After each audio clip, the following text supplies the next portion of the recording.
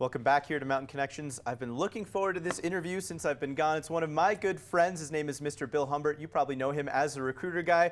He's the author of this book, Employee 5.0, Secrets of a Successful Job Search in the New World Order. And he's talking today about generational recruiting, which is a big deal for any employer. Mr. Bill Humbert, how are you doing today? Diego, I'm doing well, thank you, and welcome back. Thank you so much. It's great to be back. It does feel good to be back in the chair, for sure. Sure. So let's talk about our topic for today, generational recruiting, which is a big deal.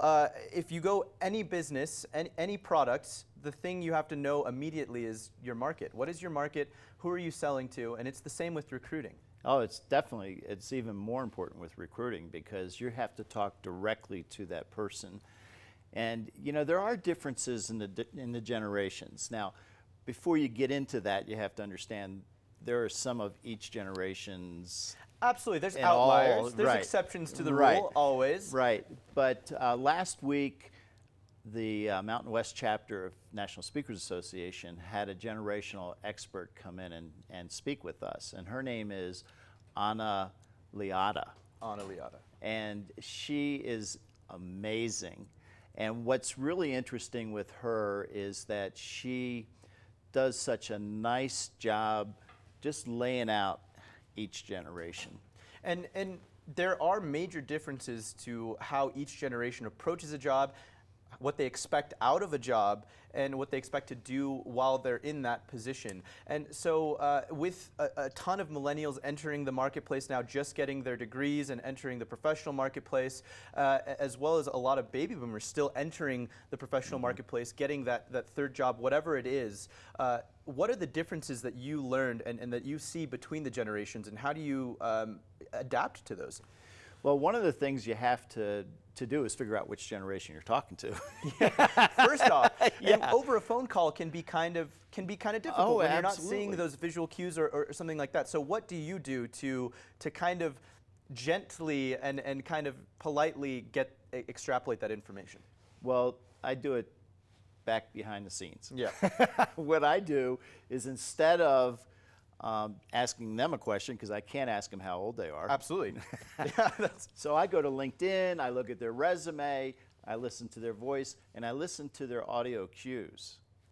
So us baby boomers, our mantra was, don't trust anybody over 30. Don't trust anyone over 30. And you know, think about what was going on in those days. Absolutely. The Vietnam War. The huge countercultural movement, Exactly. which was brought on primarily by people in their teens and early 20s. So Right. the don't trust the 30-year-olds in suits is a definite Right, thing. right. And so it was interesting because she said, you know, when you ask many boomers how old they are, they say 29. I'll never be 30 ever. That's right. And you know, and I'm an outlier. I just tell people I'm 70. I'm proud to be 70. But you know, but I've seen that. And so they want to know that they're staying young by taking this new job. A new profession. It's something new. It's turning a new leaf. That's it's right. Opening a new career. I love that. Okay. The Gen Xers, on the other hand, tend to be, well, they were, as Anna explained, they were latchkey kids, and so they were pretty much on their own, and they tend to be more just cut to the chase. Just tell me what I need to do, what's expected of me. Right. And so if a boomer is talking to them, I'm going to try to tell them a story because that's what we did. The Gen Xer is going to say, so what's the point of this? That's right. Exactly. And then the millennials, they were an entirely different generation. They were brought up to be participants on teams. And you know, they got participation trophies and team play is a huge factor. But aside from the team play, it's the social factor as well of that. Like, what are we contributing to society? What goal or what mission are we accomplishing to contribute to society? Exactly. And so with them, when you're talking to them about a company, if they're socially aware and they have, you know, Habitats for Humanity or Peace House here in Park City for battered women, if they have that as something that they, you know, that they're rooted in, that their career is rooted in, right. is rooted in like helping for a greater cause. That's the big thing there. Right.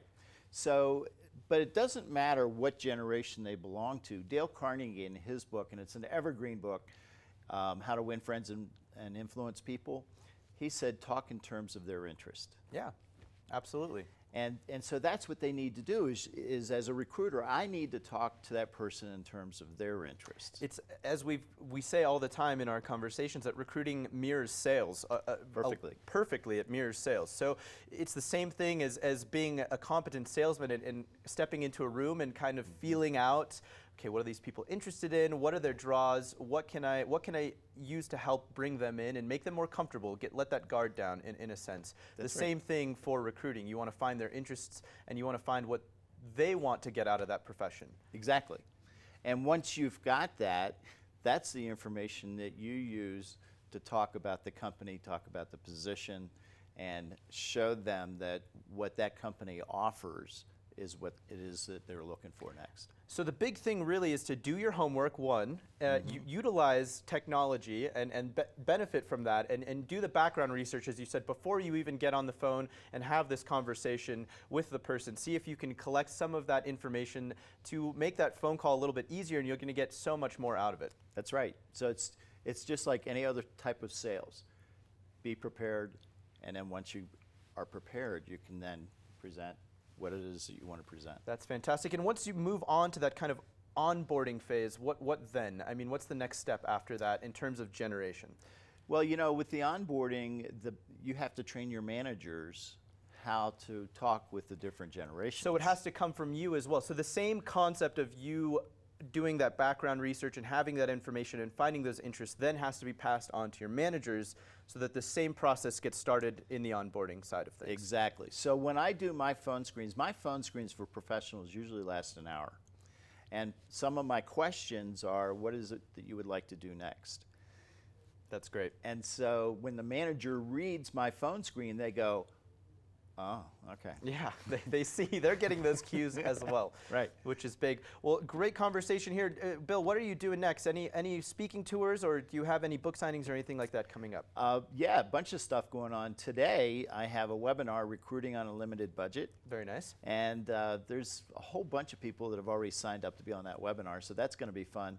And then on the 19th, I'll be speaking at Jim Santio Auditorium for the Wasatch Back Authors Night. Authors, yeah, that's great. And that'll be fun, so I really encourage everybody from Park City to come out for that, and especially if you're an aspiring writer, because each one of the 5 different authors are going to tell about their experience writing.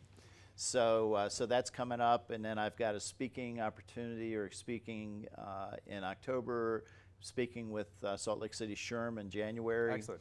Very nice. So yeah, so I got. You're a busy guy. I'm cooking. You're a busy guy. Again, where can people pick up this book and get their hands on this? Locally at Dolly's, and of course Amazon. Absolutely. Again, head over to Dolly's if you want to pick up this book. You can also head to his website, recruiterguide.com, if you want more information or tips on the recruiting process. Another great conversation with my great friend Bill Humbert. We'll be right back with more right here on Mountain Connections.